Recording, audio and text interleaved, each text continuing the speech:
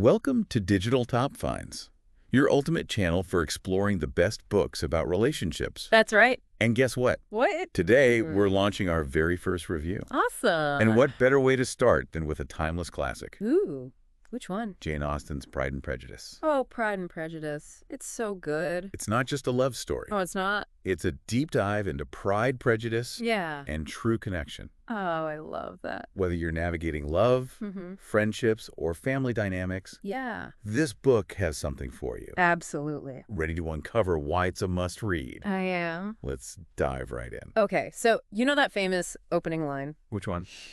It is a truth universally acknowledged that a single man in possession of a good fortune must be in want of a wife. Oh, yeah. It's not just witty, it throws open the doors to the world we're about to step into.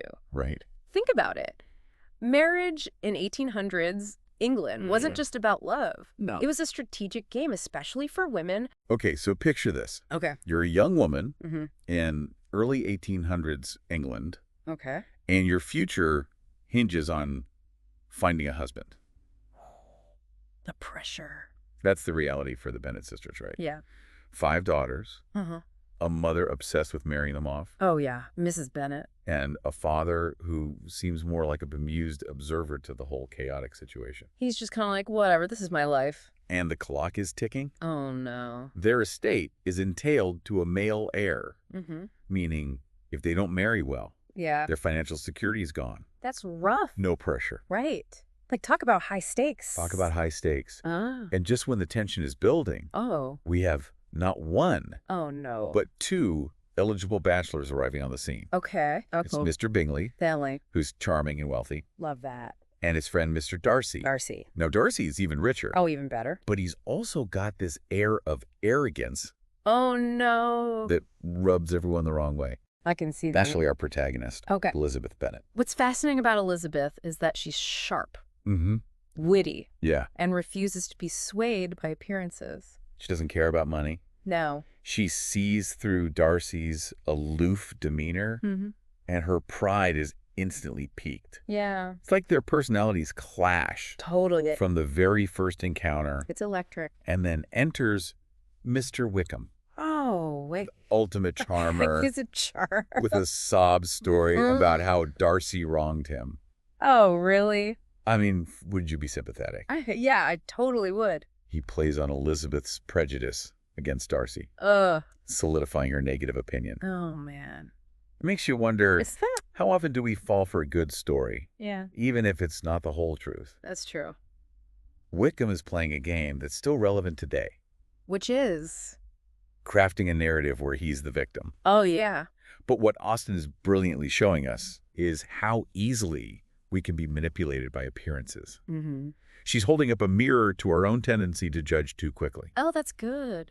So we have this tangled web of relationships. It's complicated. Jane, the Yeah. eldest Bennet sister, Okay. falling for Bingley, Ah, young love. while Elizabeth clashes with Darcy. Attention. And lurking in the background is Wickham, spinning his web of deceit. It's a mess. It's like Austen is setting the stage for a social experiment, I love that. exploring how these characters navigate the complexities of love, Mm-hmm. societal expectations, Mhm. and their own pride and prejudice. Exactly.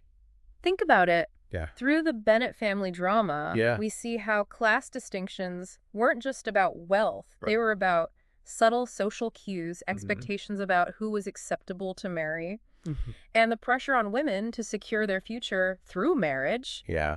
It's a commentary on the limitations and injustices of the time. And then there's that infamous first proposal Ooh, the proposal. from Darcy to Elizabeth. Yeah. Talk about a train wreck. Ah, what happened? She throws his supposed arrogance Mhm. and interference in Jane and Bingley's relationship Yeah. right back in his face.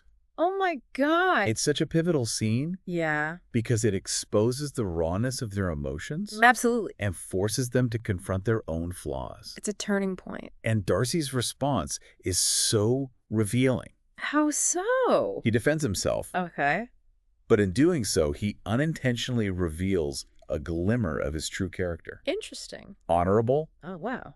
perhaps even a bit noble, Okay. but definitely still wrestling with his pride. It's complicated. And then he does something unexpected. What's that? He leaves Elizabeth with a letter A letter. that changes everything. Oh, really? This letter's a turning point, right? Yeah. Elizabeth starts to see cracks in her own judgment. Oh, wow. She's forced to question everything she thought she knew about Darcy. I bet. The letter's like a window into Darcy's soul. Oh. It reveals his perspective, his struggles, and ultimately, his genuine feelings for Elizabeth. Interesting. It's the beginning of her journey towards self-awareness. Okay. Recognizing that maybe, just maybe, she was wrong about him. Oh, wow. But just as she's grappling with these new revelations, a bombshell drops. The youngest Bennet's sister elopes with Wickham. What? This is where the stakes get really high, right? Yeah. It's not just a family matter. No. It's a scandal that could ruin the entire Bennet family's reputation in their society. Oh, no. And in a truly heroic act, Really? Darcy secretly intervenes. What does he do? He finds the runaway couple Wow. and arranges for their marriage, He does. saving the Bennets from social disgrace. That's huge. Think about that. Okay. He risks his own reputation Yeah. to protect Elizabeth and her family, Mm-hmm. even though they've treated him poorly. That's a true sign of character. It's like that moment when you see someone's true character shine through, Totally. even when they're trying to keep it hidden. Yeah. It makes you question your own assumptions and consider whether you've misjudged someone based on appearances. That's a good point. Yeah.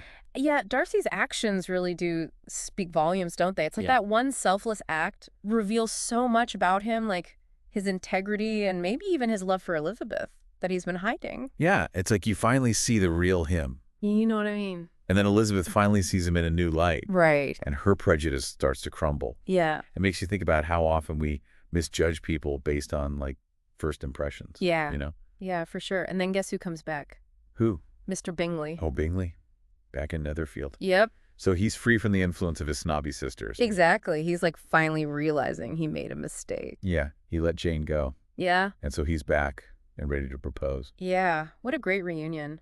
Their love story is really a testament to true love overcoming obstacles. So what happens when Darcy and Elizabeth meet again? Oh, it's intense. Right after Lydia's elopement and Darcy's intervention. Yeah, and Elizabeth realizing she might have misjudged him. It's like a powder keg of emotion. It is. And then boom, Darcy proposes again. He does. He does. But this time it's different. How is it different? There's no arrogance. Yeah. Just sincerity and humility, you know. He's really laying it all out there. He's acknowledging his mistakes and expressing his true feelings. Wow. So what does Elizabeth say? Well, she accepts his proposal. She does. She does. It's a beautiful moment of growth for both of them. They've both come so far. They have Elizabeth let go of her prejudice and Darcy swallowed his pride. And they finally understand each other. Right, but remember, this book is about so much more than romance. It is. It's a social commentary on the times. Exactly. It's a window into the complexities of relationships and society. Austen critiques the class system of her time, you know. Right, especially how it limited women. Wealth and social standing were everything. And it's interesting how those themes still resonate today. Totally. We still judge people based on appearances. And try to find our place in society. Yeah, it's amazing how Austen captures these timeless human experiences. I know her writing is brilliant, so witty and insightful. Pride and Prejudice is not just a historical novel. It's a reflection of our own struggles. Absolutely, and it reminds us that connection requires looking beyond the surface. And embracing both flaws and virtues. We've talked about the romance and the societal stuff and like how all the characters grew. Yeah. But why is this book still so popular hundreds of years later? That's the question, isn't it? I think it's because Austen's writing is just so good. Yeah. She's witty, she observes people so well, and her characters are so real, you know? Yeah, and they feel like real people. And the themes she explores, like love and marriage. Yeah, and class and family. And like societal expectations versus individual choice. Those are all still relevant today. They really are. And plus, everyone loves the enemies to lovers trope. Oh yeah, Elizabeth and Darcy going from hating each other to loving each other. It's a classic for a reason. And Pride and Prejudice gives you hope, you know? Yeah, it shows that people can change and that love can overcome anything.